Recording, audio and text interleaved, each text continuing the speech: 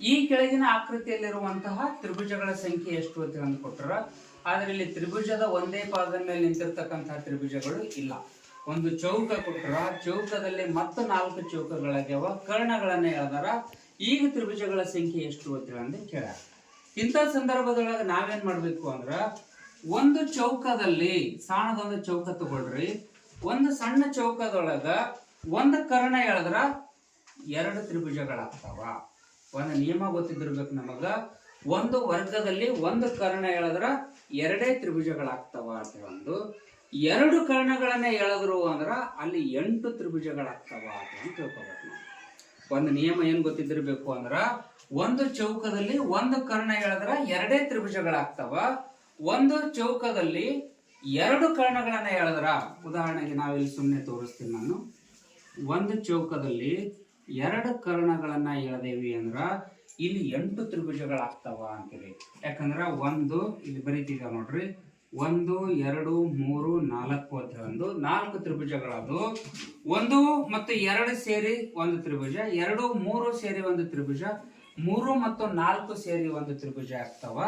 ಈ ರೀತಿಯಾಗಿ ಇವು 4 ಮತ್ತು ಅವು 4 ತ್ರಿಭುಜಗಳು 8 ತ್ರಿಭುಜಗಳಾಗ್ತಾವ ಅಂತ ಒಂದು ಹೇಳ್ತಿದ್ದೇವೆ ನಾವು. ಆ ರೀತಿಯಾಗಿ ನಾವು ಅದನ್ನ 8 ತ್ರಿಭುಜ ಅಂತ ತಿಳಿತಿದ್ದೇವೆ. ಎಷ್ಟು? 2 ಕರ್ಣಗಳನ್ನ ಎಳೆದಾಗ.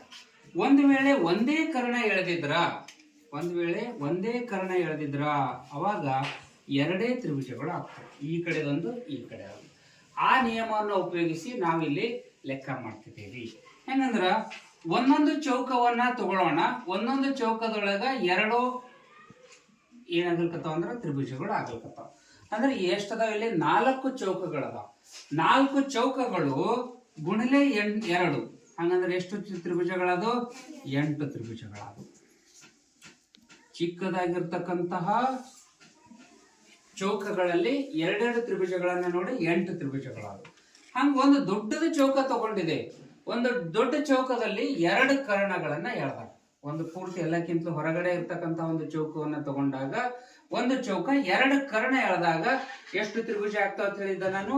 8 ತ್ರಿಭುಜಗಳಾಗ್ತಾವ. ಒಂದು ದೊಡ್ಡ ಚೌಕದಲ್ಲಿ ಎಷ್ಟು ತ್ರಿಭುಜಗಳಾಗ್ತಾವ ಅಂದ್ರ 8 ತ್ರಿಭುಜಗಳಾಗ್ತಾವ. ಒಟ್ಟು ಎಷ್ಟು ತ್ರಿಭುಜ ಅದು? ಈಗ ಒಟ್ಟು ತ್ರಿಭುಜಗಳು ಎಷ್ಟದು? 16 ತ್ರಿಭುಜಗಳದು ಅಂತಿದೆ. ಉತ್ತರ ಯಾವ್ದು ಇದ್ರೊಳಗ? ಯಾವುದು? ಬಿ. 16 ಅನ್ಕೊಳ್ಬಾರ್ದು. ಅಲ್ಲಿ ನೀವು 1 2 ಇತ್ತಂದ್ರೆ ಮಿಸ್ಟೇಕ್ ಮಾಡ್ತಿರ್ತೀರಿ. ಉತ್ತರ ಬಿ ಉತ್ತರ ಅಂತ ಮಾತಾಡೋದು. ಅಂದ್ರೆ ಈ ಚೌಕದಲ್ಲಿ ಬಂದಿರುವಂತದ್ದು 16 ತ್ರಿಭುಜಗಳು ಅಂತ ಹೇಳ್ತೇವೆ.